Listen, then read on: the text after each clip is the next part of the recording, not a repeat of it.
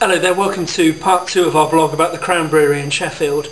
In the first part we talked about the Damson Double Porter that I brewed with them last year. In this one we're going to talk a little bit about an IPA, the Crown Brewery IPA that Stuart there brewed with Pete Brown, the author of Hops and Glory. Now what should we do first? Let's have a mouthful of the beer first, just to wet me whistle while I talk. So we've got a lovely kind of resinous, coppery looking IPA there. It's a little bit cloudy. It's been bottled, it's been cask conditioned and bottled from cask, which is a little bit unusual I guess. And that is actually has an obscenely resinous, kind of limey, grapefruit, orange. It's that fantastic pithy quality that I really, really love in IPAs. Oh, that's fantastic. That's big. It's big on the tongue, like initially sweet, and then as it crosses over the palate you just get the bitterness building, and then you get a lovely, lovely kind of resiny hit. It's the hops. The hops are just all about, they're what this beer is all about. I would call that a classic IPA, and you know it's interesting to think what IPA means today and what IPA means in the time that Pete was writing about in this book, because today IPA we take to mean a strong, very, very hoppy beer. It's almost a term that's become debased. Perhaps IPA just stands for International Pale Ale now, or because it can mean anything from kind of a 3.5% very pale, very drinkable session beer to a really big bruiser, kind of 10%, loads of malt, loads of hops, really chewy and thick and hard to get through.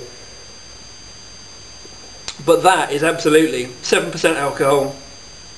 It's got a real kind of lightness to it, but a real force as well. The hops driving it through, the malt just giving it a little bit of sweetness, but the sweetness is just kind of kept in abeyance by wave after wave after wave of fabulous bitter hop. Lovely.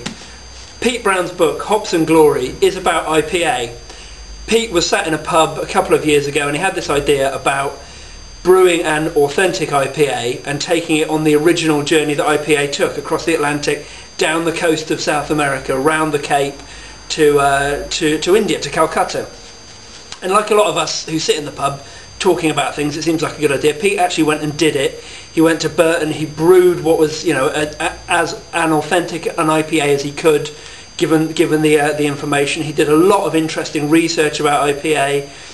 He found out a lot of new stuff. He's kind of at the forefront of research about that particular beer style at the moment. And I'm not going to say too much about the book. It's a fantastic read. There's a lot of historical information in there. There's a lot of kind of anecdotal stuff about his journey. There's a lot of stuff about beer. It's a great travel book. It's a great beer book, and it's a fantastic read as well. That doesn't mean it's a simple book, but it's a really good read. Pete writes really engagingly and really clearly. Now, just like all of these other beers that I've talked about, this book is nearly sold out at Amazon. I think there's in fact I don't think you can get it online anymore. There's about 500 copies left in circulation. It's going to be out of print until June this year, June 2010, when it's going to go into paperback. What I would say is, if you're looking for something to give as a Christmas present next year, this is a great book. It's going to be in paperback. It's a really good looking book. I can't think of anything better than this book and a bunch of IPAs.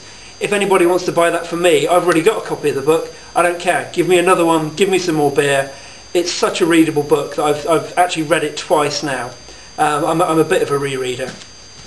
This isn't a blog to blow smoke up Pete and Stuart, but I will say the book is great. The IPA is absolutely right up there. It's always weird tasting such a small production beer, and when somebody says to you, like, what's one of the best IPAs you've had, say, oh yeah, Crown Brewery Sheffield, the IPA he did with Pete Brown. But it's right up there, man. I hope that some of you get a chance to track this down. I hope they brew some more, and it becomes more widely available. We should support Crown Brewery, we should support Stuart, because he's a great brewer. They're doing great things, and I'm hoping for greatness for them in 2010. And now I'm going to finish this beer and drink to their success. Stuart, good luck with the beers, mate. Pete, thanks very much for the great book. We'll see you next time. Cheers.